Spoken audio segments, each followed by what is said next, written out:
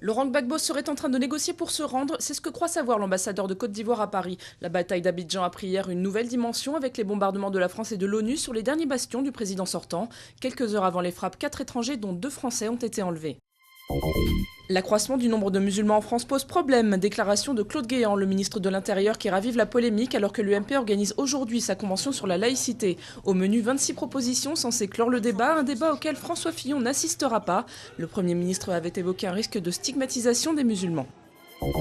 De la scène à la scène politique, le chanteur populaire Michel Martelly est élu président d'Haïti devant sa rivale l'ex-première dame Myrlande Maniga. Au départ, Martelly ne s'était pas qualifié pour le second tour de la présidentielle, mais la découverte de fraude lui avait permis de prendre la place du candidat du pouvoir, Jude Célestin.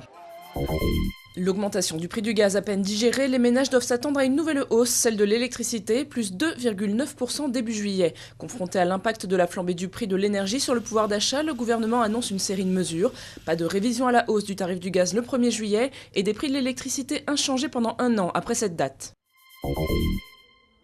Il y a à peine 150 ans, ce tableau avait fait scandale. Avec son déjeuner sur l'herbe, Édouard Manet donnait un sérieux coup de pinceau aux conventions de l'époque. Paris, sa ville natale, lui rend aujourd'hui hommage avec une exposition au musée d'Orsay. Une belle revanche pour Manet l'audacieux. De son vivant, l'État français n'avait simplement pas voulu acheter ses œuvres.